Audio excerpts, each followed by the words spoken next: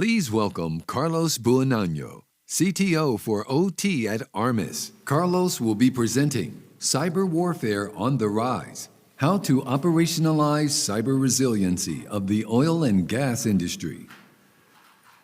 Hi, everyone. Hi again. I don't know if many people have been in the presentation this morning. So sorry if I have to repeat myself a little bit today.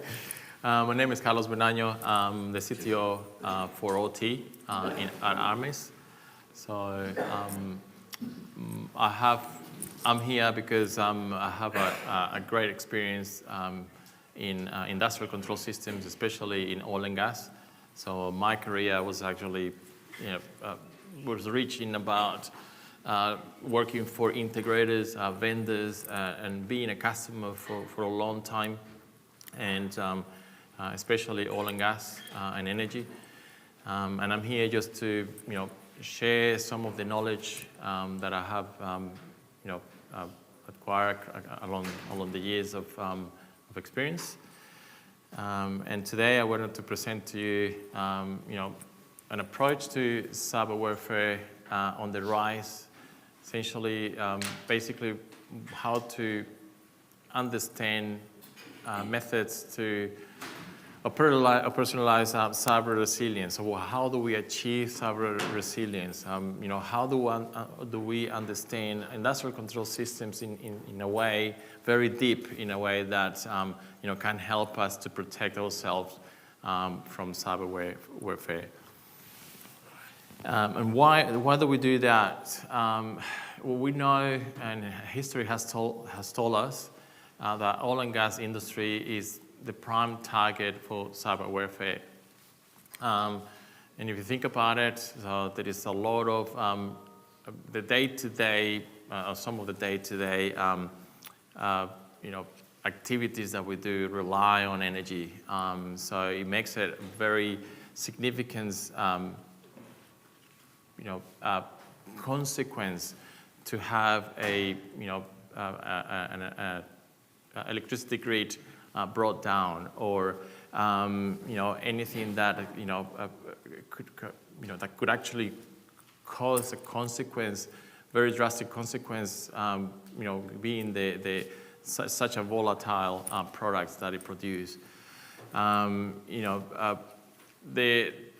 In a way, is easier to attack oil and gas, because depending on what type of industry you're looking at, whether it is oil and gas production or distribution, you have the attack surface is very, very vast. It's the complexity of how all these systems are interconnected, can open up for gaps that can actually be exploited. The other problem, and we discussed that this morning, is the complexity when it comes to these systems. These systems are designed for longevity and very slow moving when it comes to updating these systems, because, first of all, you can't stop production on oil and gas. It's very difficult. Once you stop production, everything that comes into the pipeline, if you stop it, it's very difficult to start up again. It takes a long time. It's very costly. So to apply cybersecurity measures, during production is very difficult. Very difficult. You have to wait until the shutdown window to do anything. And even then, a shutdown window is another project in the life of oil and gas. What that means is that there are teams of engineers, planning all the activities that are going to be fitted in that specific, shutdown window. And sometimes if we want to add, whether it's updating operating systems or patching systems or updating, a firmware version of a specific PLC or DCS, is almost impossible, because they need these projects. They need to test what they're doing, and if you bring down, for instance, a DCS systems, the engineer station, because you want to update and you need to do that update for 2 hours, and they need that engineer station to test some of the changes that are doing on the process itself. It becomes quite complex of how we actually do this. And that's actually, some of the issues that we have. Now we know that cyber warfare is growing very rapidly. So, and this actually some studies that we armies have gone through. So we found that 33% of organizations are not really addressing cyber warfare.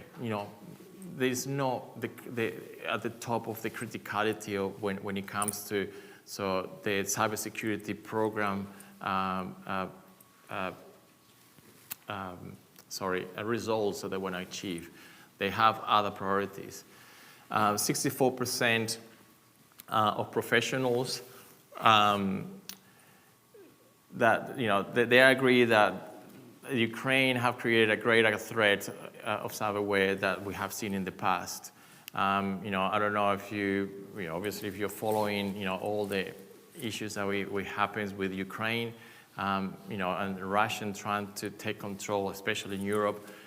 There is a lot of effort when it comes to, taking control and attacking other systems or other organizations. 40% of C-level said they had experienced significantly more activity in the past 6 months. And it's funny, I actually get very attached to this one specifically. When I had the opportunity to, and I mentioned this morning, to deploy a cybersecurity program in an energy company in Australia. And one of the tasks that I have to do is just to provide visibility for maintenance and support from engineers remotely. So we have a big IP F5 that put together. We configure it just to actually have very strict zero trust policies and so forth. And the day that we turn it on, that day that we actually finally got the appliance to connect to the internet, to be open so that we can actually have access to it. It was incredible. We have 5,000 hits of different type of permutations between admin, administrator, password 123. It was insane to actually, you turn it on and then you see the logs and you can actually see, immediately. Of course, because it was an energy company, it was a public company, we have a specific IP addresses, public IP addresses assigned to these companies. And as soon as they actually start seeing that something opens up, they just apply brute force trying to connect to these systems. That's why I feel very, very identified with this one. And, that's no surprise why it became the #1 target. Some more, things that we found. So what is cyberwarfare? Of course, is organized attacks into oil and gas organizations, specifically in this particular case, trying to disrupt somehow or trying to actually get some benefits. I'm not going to go into detail. I think I want to more, show you exactly what we can do about it. We have seen increase by 37%. We have seen 5.3 million is the average of a ransomware requested, to free the devices that have been taken over, and 21 days is actually the average time to recover. Now, if you think about it, 21 days in an oil and gas system, it can actually be, a multi-million-dollar, consequence. Now, what is the history that we have seen? And this is actually, it happens all the time. And at the moment, we actually call it the hockey stick. The more time it passes, the more attacks we see. So starting, it didn't start in 2010, actually. It started back in 1800 when the telecommunication company wanted to demonstrate, and it's not in here, but they wanted to demonstrate the technology, and someone disrupted technology. That starts all the way from now. But we saw Stuxnet, and Stuxnet, I think, out of all these, is the one that actually put a lot of opened the eyes to a lot of cyber warfare attacks, because they were very organized. And it started with a USB stick plugged into a engineer workstation. And from there, it rippled up all the way to changing configuration within the PLCs, not only to have like a time bomb when the D-Day happened, but also they did something very smart, which is what we call masquerading. What that means is that they configure the variables communicating to the SCADA system in a way that when they press the D-Day, the SCADA system, the whole operators, were going to be looking at something that wasn't really happening on the process control. And that's actually quite scary, because while the operators were actually controlling and everything was actually fine, the plans were actually affected by a cyber attack. So then we have all the other ones. I'm not going to go into detail. We've got only limited amount of time today or this afternoon. But what is actually motivating all these? Of course, I'm just going to summarize attack surface expansion. We talked about that this morning. All about convergence, IT and OT, more devices, more IoT and OT devices on the network, increasing compliance, downtime and impact, and the impact or the severity of the impact. Legacy software and hardware, again, very, very important. What I mentioned before, these ICS systems are designed for, to be working for a long period of time, 30 years actually, and to catch up with cybersecurity, it's only addressed for new systems, but the old system, the legacy systems, are left behind. The vulnerabilities, and how quickly they get released, and of course the limited visibility. So how do we achieve cyber resilience? And again, this is an approach. This is actually what I suggest and what I actually share with my customers, from the learnings that I have when I put together a cybersecurity program. And this is actually what I think is going to help. So first of all, deep visibility. And I'm going to go into detail later in the next slide. So I'm just going to go through very quickly. Hygiene and threat analysis, risk assessment and management, continuous behavior monitoring to protect critical networks, process integrity. That's a very, very interesting process that we need to discuss, and also life cycle management. So when it comes to deep asset visibility, so what are we looking for? We're looking at understanding everything that is running in the ICS network, from the PLC to anything that connects beyond the PLC. So we have, in the past, we have basically serial networks that connected to our remote IOs and our drives and everything else, but now that everything is Ethernet, it is a possibility that it can actually be reachable through the network. So, and we still have, especially in oil and gas, field-based networks, whilst they might not seem to be affected by cybersecurity because obviously a serial network is not directly connected. We can also, we're talking about cyber resilience here. So what happens if, one of these devices is, obsolete? It reached the end of support or end of life, and you will continue working until it fails. But what happens if it fails and at the end of life you can't really find the spare parts because it's not longer sold by the vendor? And this actually happens to me a couple of times. We have a massive display that it was so old, but so useful for the operators that when it failed, we didn't have a spare part or the first part required to fix it. And the operators were unable to do the job. And no kidding, we have to go to eBay and buy it to replace it because they couldn't find it anywhere. And that took a couple of days, 3 days, because it was actually a big equipment. So what happens if it's something that you can't really find even on eBay?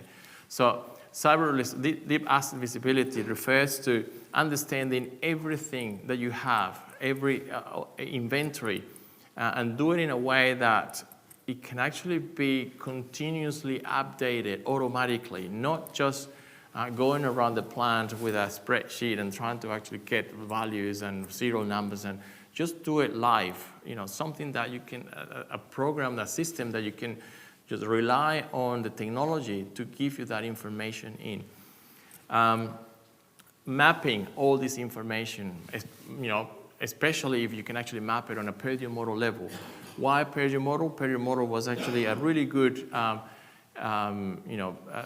way to see how the ICS devices fit into an environment. And this was created by ISA 99, and there's a lot of vendors out there that comply with it, so it's actually a good idea to follow it as well.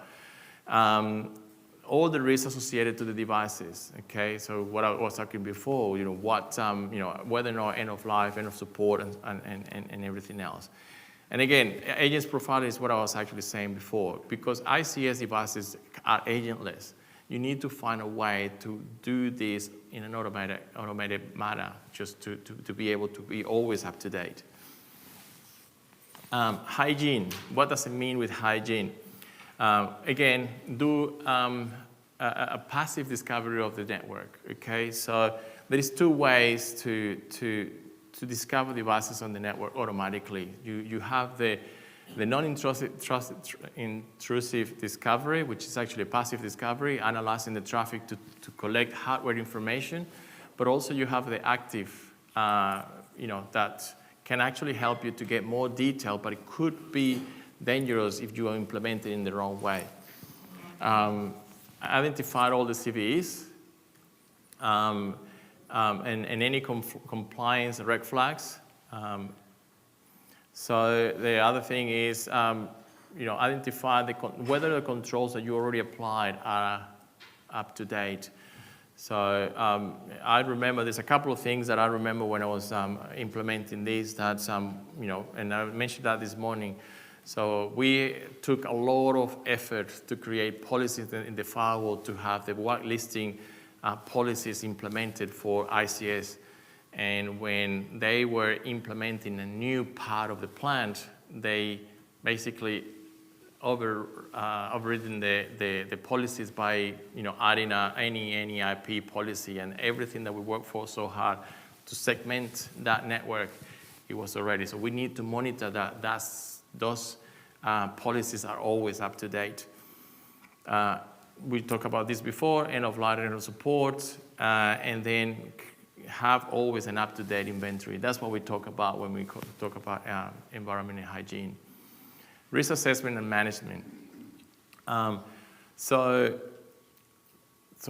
when it comes to understanding the whole network, we have to make sure that we understand the risks. What are the risks out there? So we have, for instance, unencrypted traffic. We have also expired credentials. We have all these different things that can potentially be exploitable by attackers, not only the CVEs, but also understanding that the network is actually vulnerable because it has several risks associated to it. Understanding that the ICS, I mentioned this before, has to be agentless because we can't really install agents. Zero trust validation.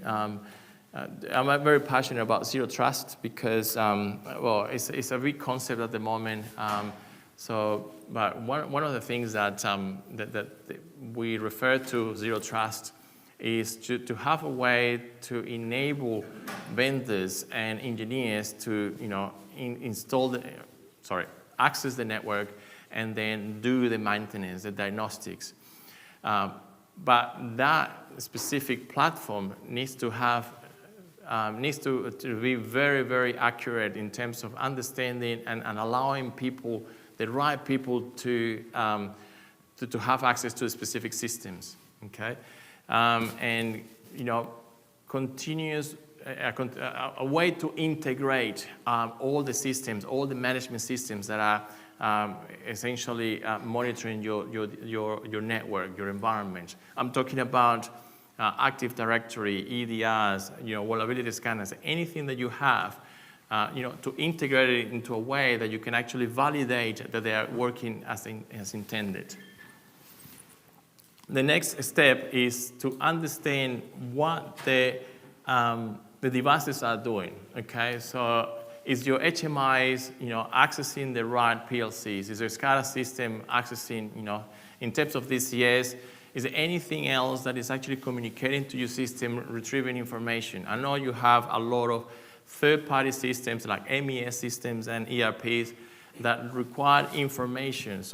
But have you done a validation that those systems required to be communicating and collecting information? Think about a Stuxnet again. So is there anyone making changes to your network that you're not aware of? And that's when it comes to process integrity. Process integrity refers to different ways of monitoring how we make changes to the PLCs or the controllers. Who is making the changes? Why are making the changes? Can the changes be minimized? And there is a lot of steps when it comes to activities that happens when something is going to be changed in the productivity. Because when you change a program, a PLC program, two things will happen. You can modify the way the process behaves, whether it's more or less productive, okay?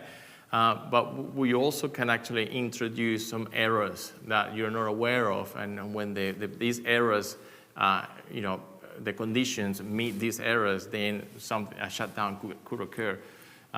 Going back to Stuxnet, understanding, if there is actually some changes that you do and you haven't approved.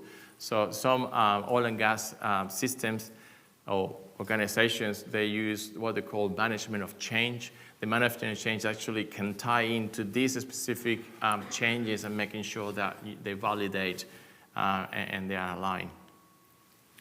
Life cycle management, we talk about a bit about that. So understanding all the devices that you have on your network, understanding whether or not they're up to date, they have the latest version, the latest revision, they are not end of life, they are not end of support.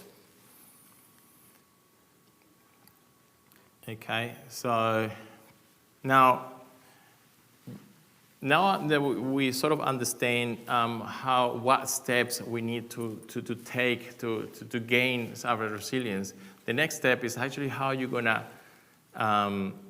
break down your process to achieve that aim, right? So again, the first month you need to review your policies, engage the business units to actually get buy-in, as I mentioned this morning.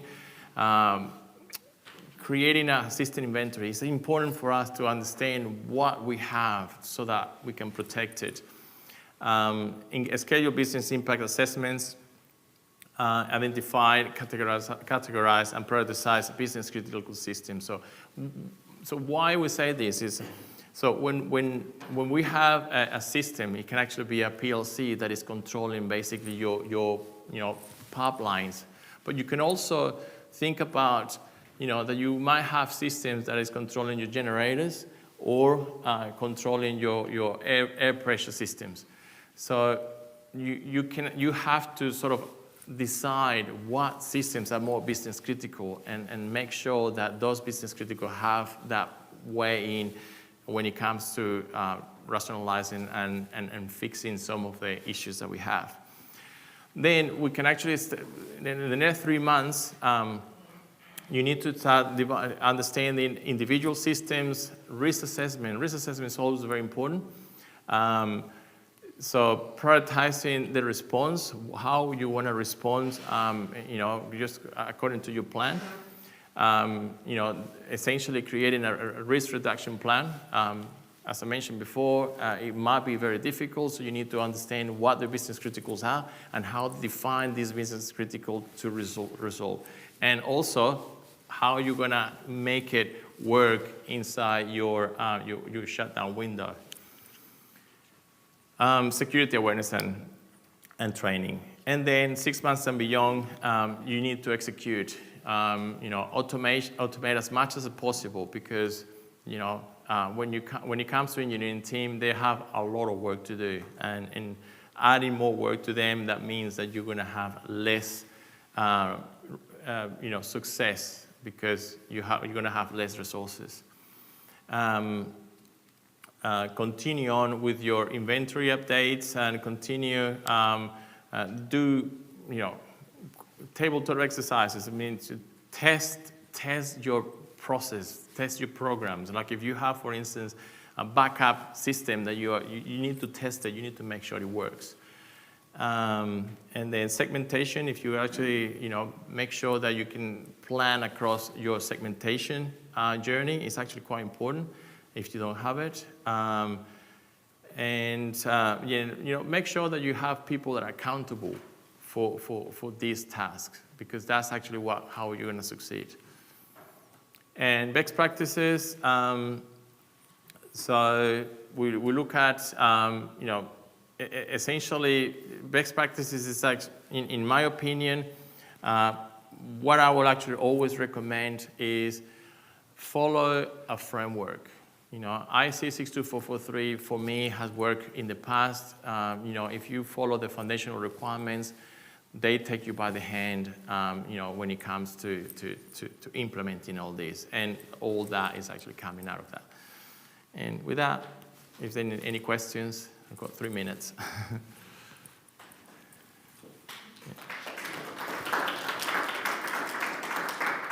Any questions? Any concerns? Yes. So in the strategy you're talking about, do you guys use firewalls? And if you do, Yes. do you see a shift from physical firewalls to software firewalls?